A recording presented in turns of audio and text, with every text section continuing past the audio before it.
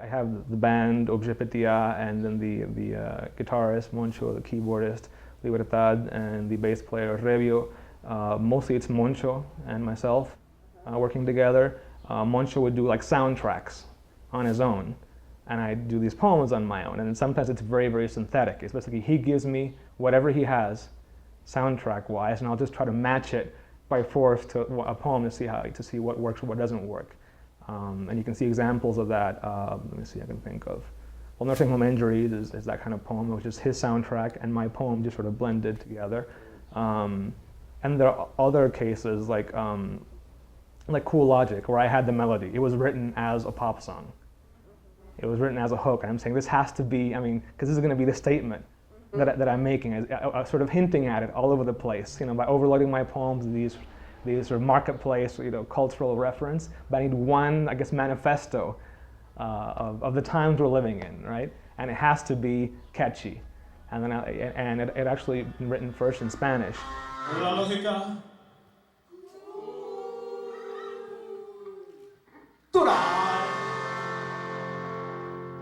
del capitalismo tardío. And I figured, how do I do this in English?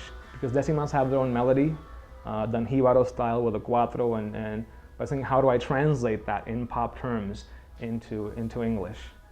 And so I then figured out the melody, and I went to Moncho and said, I sort of hummed it for him and said, how do we make this work with a sort of new wavy sort of electro style? And we just got to work on the music, and we set it up. So in that case, it was more collaborative, but often it's just, he does his own thing soundtrack-wise, I do my thing in terms of the lyrics for the poems. And also we have a band, so for example, Pills and Booze was originally a poem, which then became a song for the band.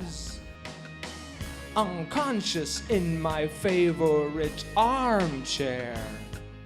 And I think what you find in Cool Logic is various attempts to either jumpstart or sabotage or instigate that process of creating a community or a link with it could be various cities, with San Francisco or with New York, or just the U.S. panorama in general, or just adventures in the English language, if you want a very high school way of seeing it, in a poem like Word is Saving Agneta or Sour Grapes, which is a collage poem. Those are just me trying to figure out how I can recombine the language in ways that make it more real, more material to me, and in that way closer to what Spanish was to me growing up. Vaya mami, Boricua 100% represent. Word is Saving Agneta was I guess my only example of automatic writing, pure automatic writing. Literally, what I wrote is what's in the manuscript, with no revision. In that case, I just asked Moncho, said, let's, you improvise something on the guitar, like a blues, and I'll just follow you and we'll see what happens.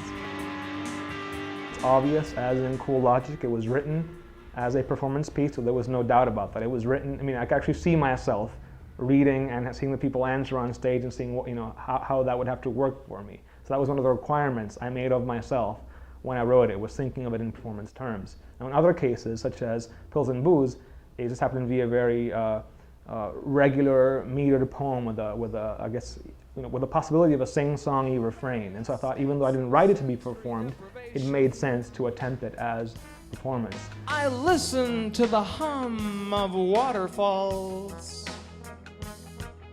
For example, Nursing Home Injuries has the they are, which lends itself fairly well to the stage, right? But if it's really just far out, free writing, there's no hook to it, it's harder. Of course, I've seen great performance poets, people like Edwin Torres. You could give him the phone book, and he could do an amazing job with it. So in that sense, I don't think I'm interesting as a pure performance artist. People I think of in those terms are people who can take anything, in performance art, I think text is not that important.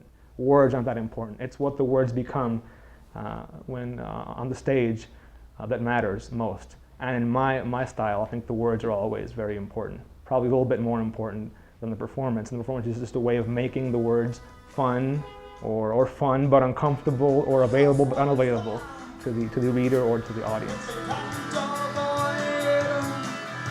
The housewives love